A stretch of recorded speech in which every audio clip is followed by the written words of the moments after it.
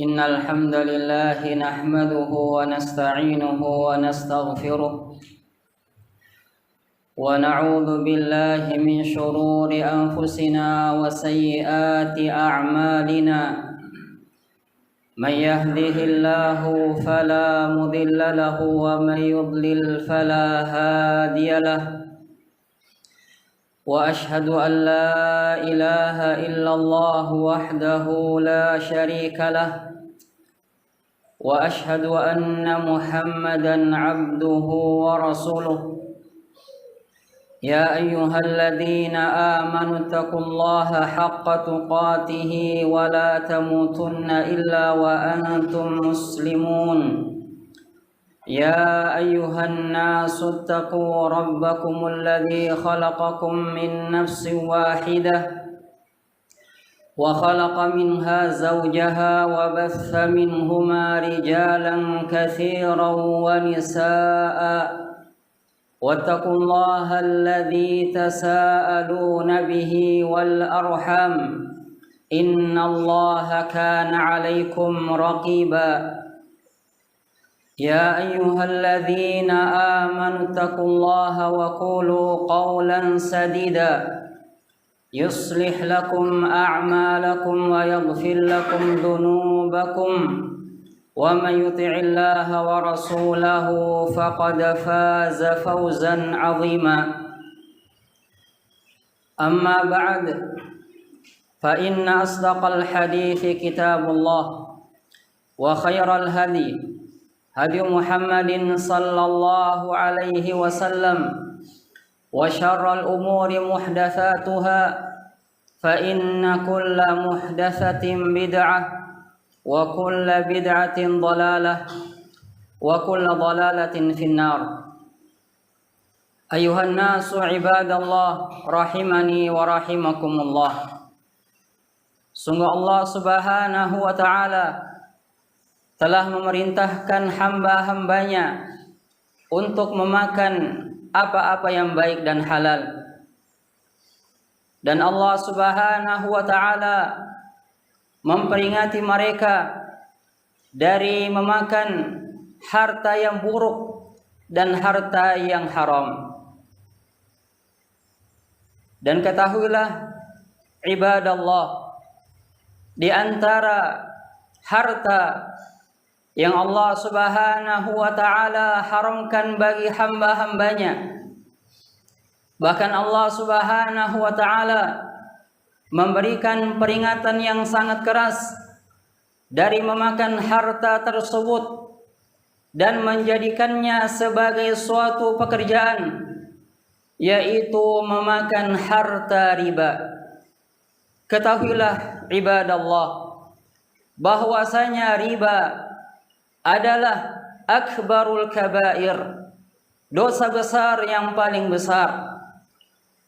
Oleh karena itu ibadallah, telah datang di dalam dalil-dalil yang sangat banyak yang menjelaskan tentang bahaya orang-orang yang memakan harta riba. Di antaranya ibadallah, Allah subhanahu wa ta'ala menyebutkan di dalam Al-Quran bahwasanya pada hari kiamat orang-orang yang memakan harta riba, mereka akan dibangkitkan pada hari kiamat dalam keadaan yang sangat hina. Mereka dibangkitkan oleh Allah Azza wa Jal dalam keadaan mereka seperti orang yang gila karena kerasukan jin. Mereka seperti orang yang mabuk, tidak bisa berjalan tegak. Mereka berjalan sempoyongan. Allah subhanahu wa ta'ala mengatakan di dalam Al-Quranul Karim tentang buruknya keadaan orang-orang yang memakan harta riba. Alladzina ya'kuluna riba la yaqumun illa kama yaqumul ladzi yatakhabbathu asyaitanu minal mas. Allah subhanahu wa ta'ala mengatakan orang-orang yang memakan harta riba, tidaklah mereka bangkit pada hari kiamat, tidaklah mereka dikeluarkan dari kuburan mereka, melainkan dalam keadaan mereka seperti orang-orang yang gila, seperti orang yang mabuk, seperti orang yang kerasukan jin, tidak bisa berjalan tegak. Lihatlah ibadallah, bagaimana buruknya keadaan orang-orang yang memakan harta riba. Sehingga ayat ini adalah tahdziran bagi hamba-hamba Allah Subhanahu wa taala agar mereka benar-benar menjauh dan tidak memakan harta riba.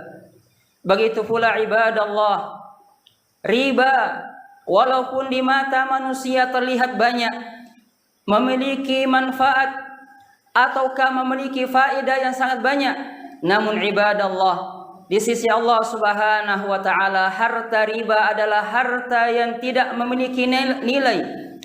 Riba adalah sesuatu yang tidak berberkah di sisi Allah Subhanahu wa taala. Allah Subhanahu wa taala berfirman, yamhaqullahu riba. Allah Subhanahu wa taala menghancurkan, membinasakan harta riba, wa yurbis sadaqat. Dan sebaliknya ibadallah, Allah Subhanahu wa taala melipat gandakan. Allah Subhanahu wa taala memberkahi sedekah. Sehingga harta riba, harta yang dihasilkan dari riba, walaupun banyak, walaupun harta tersebut terlihat sangat banyak, namun ibadallah, ketahuilah harta tersebut tidak berberkah, tidak memiliki manfaat bagi pemiliknya. Bahkan harta tersebut akan menjadi bumerang bagi pemiliknya.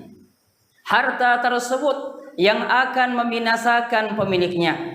Lihatlah ibadallah, di dalam lanjutan ayat Allah Subhanahu wa taala menjelaskan tentang besarnya bahaya riba. Allah Subhanahu wa taala mengatakan di dalam Al-Qur'an, fa'dzanu biharbin minallahi wa rasulih. Umumkanlah, sampaikanlah peperangan dari Allah dan Rasulnya kepada orang-orang yang melakukan muamalah riba, orang-orang yang melakukan transaksi riba. Allah Subhanahu wa taala sendiri yang mengumumkan peperangan, dan peperangan ini ibadallah adalah peperangan yang datangnya dari Allah Subhanahu wa taala dan Rasulnya. Sehingga ibadallah, siapakah kira-kira yang bisa selamat ketika Allah Subhanahu wa taala dan Rasulnya yang memeranginya? Siapa kira-kira yang bisa selamat ketika Allah Subhanahu wa taala yang telah menjadi musuhnya? Sehingga ayat-ayat ini ibadallah adalah ayat-ayat yang menjelaskan tentang tahdziran dan peringatan agar seorang muslim senantiasa menjauh dan berhati-hati dari muamalatul riba.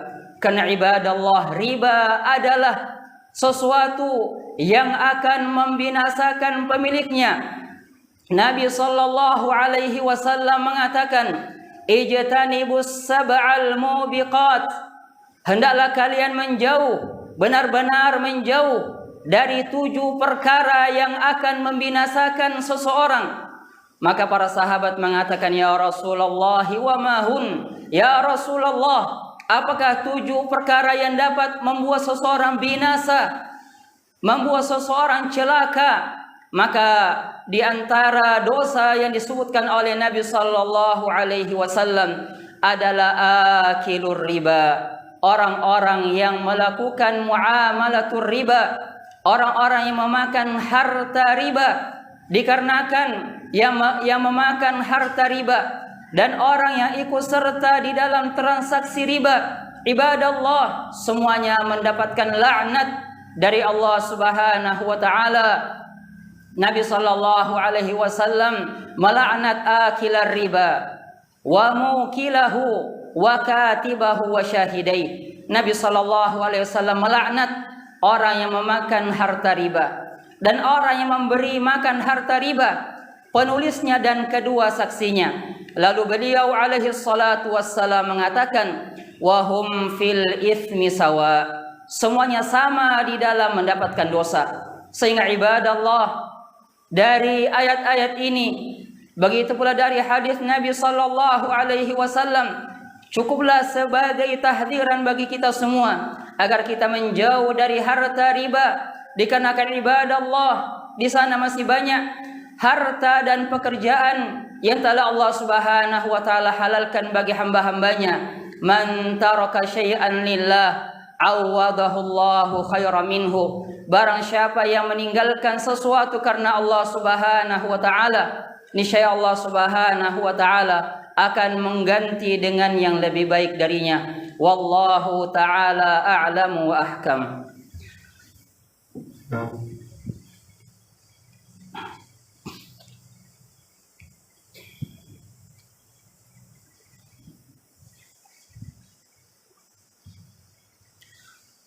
Alhamdulillah wa ashhadu an la ilaha illallah wahdahu la syarika lah wa ashhadu anna Muhammadan abduhu wa rasuluh sallallahu alaihi wa ala alihi wa ashabihi wa man tabi'ahum bi ihsanin ila yaumiddin. Amma ba'd. Ibadallah rahimani wa rahimakumullah. Ketahuilah bahwasanya dosa riba sangatlah besar, yang dimana di hari ini, di masa ini, banyak dari saudara-saudara kita kaum muslimun, mereka tidak menganggap bahwasanya memakan harta riba adalah dosa yang sangat besar. Dengarkanlah ibadallah hadis yang diriwayatkan oleh Ibnu Majah dan selainnya. Nabi sallallahu alaihi wa ala alihi wasallam bersabda, "Ar-riba 73 baba." Bahwasanya riba memiliki 73 pintu. Riba memiliki 73 cabang. Kata Nabi sallallahu alaihi wasallam, "Aisaruha," yang paling ringan dari cabang-cabang riba tersebut, dosa yang paling ringan darinya, mithlu an yankihar rajulu ummah, bagaikan dosa seseorang yang menikahi ibunya sendiri. Lihatlah ibadallah, bagaimana Nabi alaihi salatu wassalam mengatakan bahwasanya cabang dan pintu dari pintu-pintu riba yang paling ringan dan yang paling kecil dosanya bagaikan dosa seseorang yang melakukan hubungan dengan ibunya sendiri. Hal ini ibadallah menunjukkan kepada kita bahwasanya dosa riba bukan dosa yang kecil, melainkan dia adalah dosa yang sangat besar. Begitu pula dari hadis tadi ibadallah menunjukkan kepada kita bahwasanya jalan-jalan dan pintu-pintu riba itu sangat banyak. Nabi sallallahu alaihi wasallam menjelaskan kepada kita bahwa dia memiliki 73 pintu, 73 cabang dari cabang-cabang riba.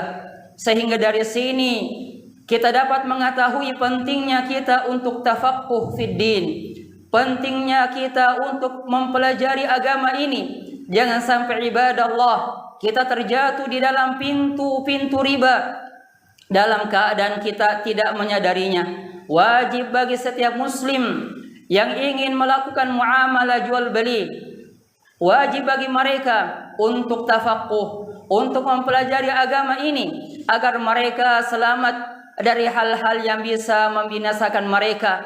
Sehingga ibadallah, kewajiban kita adalah senantiasa takut dan bertakwa kepada Allah Subhanahu wa taala. Karena dengan takut kepada Allah Subhanahu wa taala, seseorang bisa meninggalkan amalan ini, seseorang bisa meninggalkan dosa ini.